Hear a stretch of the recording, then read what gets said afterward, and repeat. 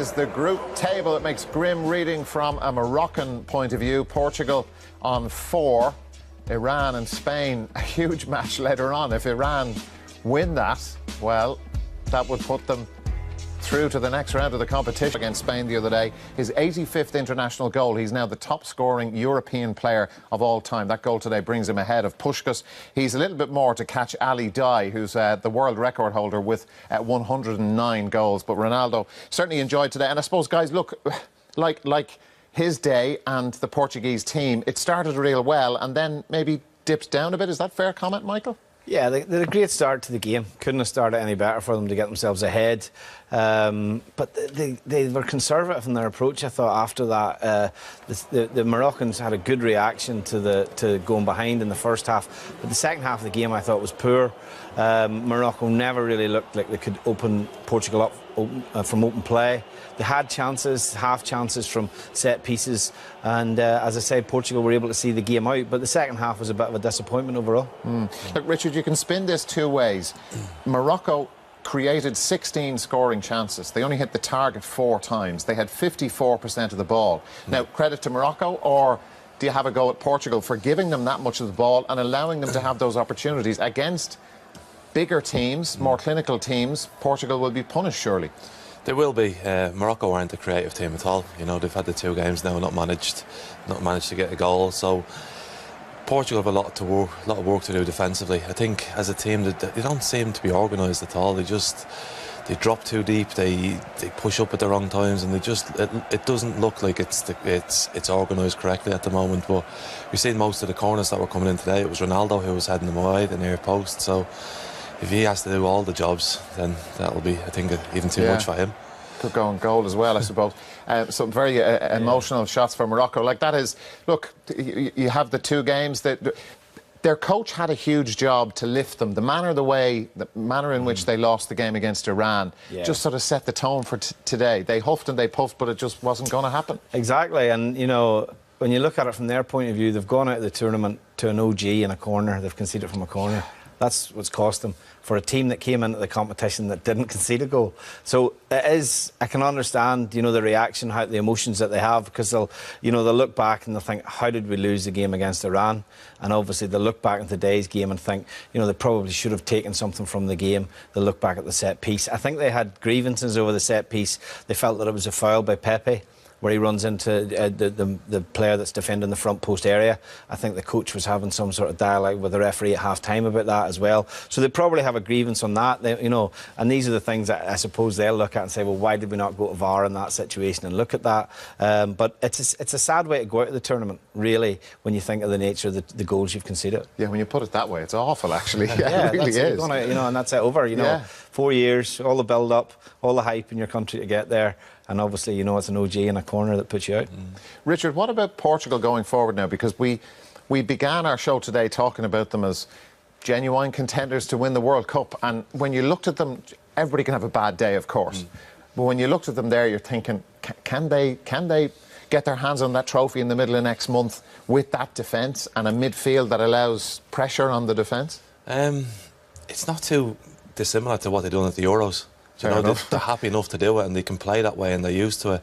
I think today they got in front very early and they just contained Morocco. They didn't let them do that, and most of the chances they conceded were set pieces, which are going to cause most teams problems, I think, in this tournament. But he's the magic man in the whole thing. You know, without him it doesn't work, whatever. But he seems to have the rest of the team working for him, and that's why they can succeed, I think. I'm sure, I suppose, Michael, why wouldn't they, considering the player he is? Yeah, I mean, I think, like, it was interesting today, the young lad Guedes that played alongside him, like, he almost looks intimidated playing with him, to be honest, you know. But Portugal will have to be better. I think it's very difficult in any of these tournaments, like, to pick a team that you say they can win it. You know, we haven't seen a team yet that you would say they're the team to beat. This tournament we've had some surprise results. The Germany result, for example, the Brazil result. You know, two of the most heavily favoured teams. But at this minute in time, I think for a lot of the teams, it's about just getting to the next phase of the tournament by whatever means possible. And I think that's the result of, you know, some of the games have, you know, reflected that. Yeah. We're going to have a look at Ronaldo's day. And there's some magic stuff in this. And there's some not so magic stuff, and I suppose little bits and pieces, lads, you can describe this when we see it, that kind of things that drive people mad about Ronaldo. Just explain. Yeah, well, this is the goal. Great cross in from Coutinho. And look, it's the desire to go and attack the ball. He's very brave. You know, he's putting his head in where people are putting their boots, and that determination to get there is probably what sets him apart. We've talked about his physical strength, his tactical ability, but his mental strength's phenomenal as well. Yeah, he takes a lot of kicks, and this is the side that upsets people. He's gone into that diving header like he didn't have a care in the world.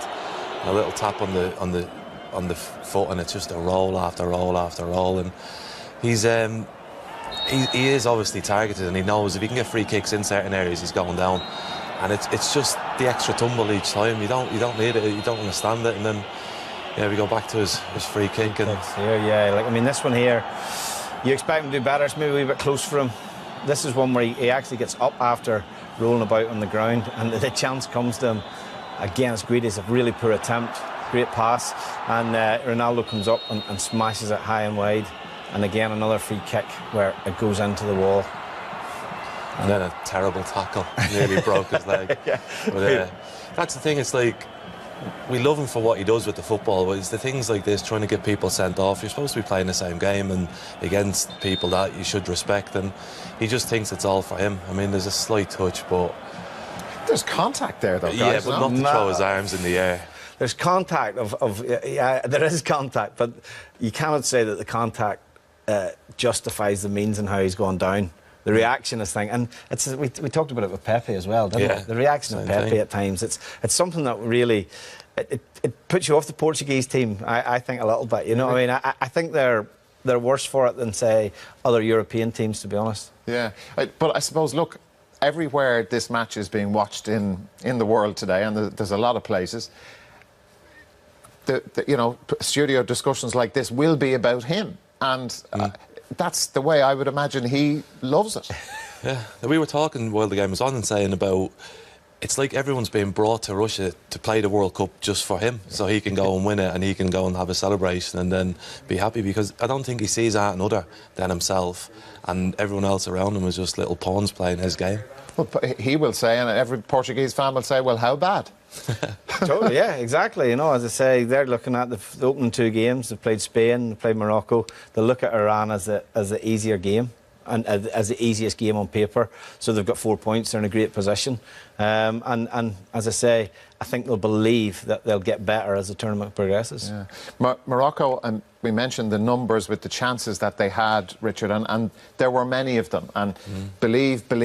They didn't have that belief deep down that they were going to score. No, and it was similar to the first game. They had lots of chances and possession, but they don't get enough men in the box with enough conviction. They're all in there. They've stood there waiting. There's no...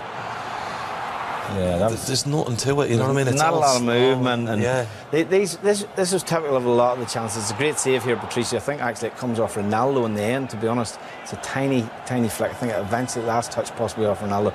Patricio makes a great save, to be honest. And that was probably the closest they came to scoring.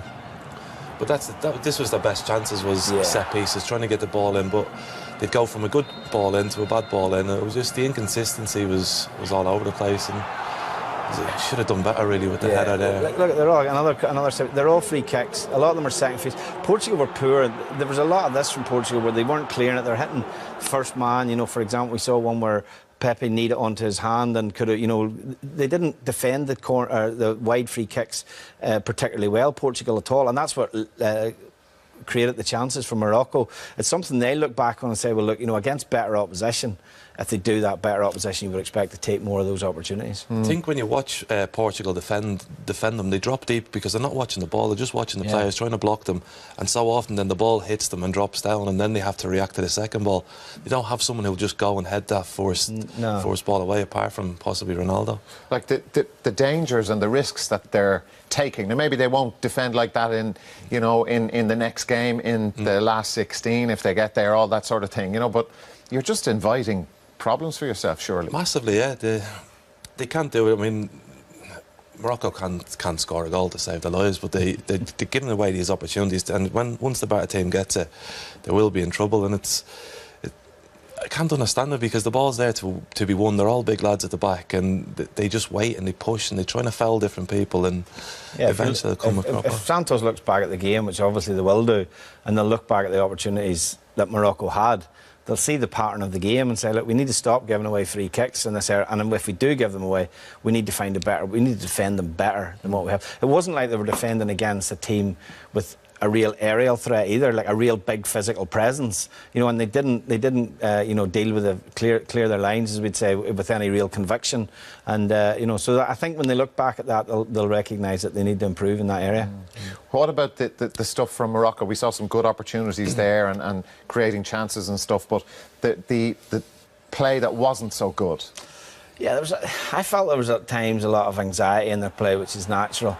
They're knowing coming into the game that they have to win the game to stay in the tournament, or certainly not lose the game. It's again a poor example. Free kicks were mixed. This was easy enough for Patricio to come and take this, and they just they had good possession here. Again, a pass. Does he need to play that as direct and as long as he does? I think the coach. You can see the body language of the coach that. They ran out of ideas. They really ran out of ideas. The biggest threat I felt was on the right-hand side. The wide play on the right-hand side against Guerrero. They had a real battle. That's where most of the threat came from. But, I think it's been a feature of the tournament. We've not seen that many real goals or certainly opportunities created from open play. Yeah, that's a point about the number of goals scored at this World Cup. 43 in total. 26 of them, gentlemen, have come from set plays, 60% in total, which is amazing. 8 penalties, 7 corners, 10 free kicks, a throw-in. Explain. Well, what that trend, like 60% is huge. It is. We're having a look and it's saying that up to the first 6 months of the Premier League, it was 23%. So to see that much of a difference is unbelievable. But you look at the teams and everyone's been preparing for this for a long time. So everyone has the tactics down to a T. They know what everyone else is doing. They've seen every game that everyone's played, and they're just blocking areas. Nobody can get through the middle, and it's all come down to set pieces. And then it's your preference on how you do that. Some teams are zonal marking, and I think they're struggling with it certainly. And then I think it was yesterday we seen one of the teams actually went man to man, and it was just a big bundle of mess in the middle of the box, so it's a hard one. I mean, if I was here with Northern Ireland, I would be doing a lot of the similar things. To be honest, we were a team that had success, got qualification, got to the next phase of the tournament. Set pieces were a big part of our game. Defending them, we were good at it, and obviously capitalise on it as well, because we would be playing, with all due respect, to teams with higher quality players than we have. So you have to make the game difficult, and I think there is a lot of that. Make the pitch narrow, defend crosses, so don't allow teams to play through you. And then, as long as you stay in the game, you've got an opportunity. You will get opportunities. You will get a corner. You will get a set piece. Against Germany, we hung on for dear life and the hope that we would get a corner towards the last 10 minutes. We did, and it gave us a half chance. And sometimes that's all it needs. You just have to. I think the teams know their levels when they come into the tournament and say, well, how will we get a result in this game? And that's where set plays become such an important part of it. And I think so many of the games, the actual defining moments and the momentum in the game has been swung one way or another off a free kick goal or a corner. And we haven't seen too many great. We've seen some good headers off corners. We've seen the Ronaldo free kick, the Kolarov free kick as well. But a lot of the other free kicks have been second phase as well. Where the ball's dropped and someone's finished off it as well. Is there another point with it? Because there's, you can. It's a several-hour discussion to look into those numbers, and we don't have all that time. But okay, Messi, Ronaldo, there may be a few other players in the great category. But is it a point that we don't have, the next level of great players coming through? Because we're not seeing stuff from open play. Like again, you go back to the Premier League, 20-odd% from set pieces. Here we're at 60. We're just over a third of the way through the first phase. Yeah, I just think teams are looking at the players around and saying, well, we're playing Iceland against Argentina, well, why would we let Messi have the ball and run through us? And every team has different players like that throughout the competition. So the teams are just setting up and going, listen, whatever you do, that's their strength. Send them out wide or send them the different directions. And then if it comes into the box, we'll deal with free kicks, we'll deal with set pieces. So we're seeing a lot of people taking free kicks out in wide areas, getting fouled, playing down the wing to get fouled, just so they can have them free kicks. And I suppose there's such an emphasis on it that people are just going, well, this is an opportunity now, because the opportunities in open play are next to none now at the moment. Yeah, we haven't seen too many great counter-attacking goals. I think the Danish goal, which was 3 passes and then in the finish. We saw obviously the brilliance of the individual brilliance of Mertens and Coutinho with their strikes, and then we saw a little bit of brilliance from Belgium, albeit against Panama, when Panama had to open up a wee bit. We saw the brilliance of De Bruyne with to pick out Lukaku, and then a great ball from Hazard to play. But we haven't seen a lot of that type of goal in the tournament, to be honest. Maybe we will. Hopefully we will. OK, guys, for the moment, thanks a lot. Portugal have beaten Morocco by 1-0. They're on to 4 points now in the group. Iran, Spain is coming later. We'll be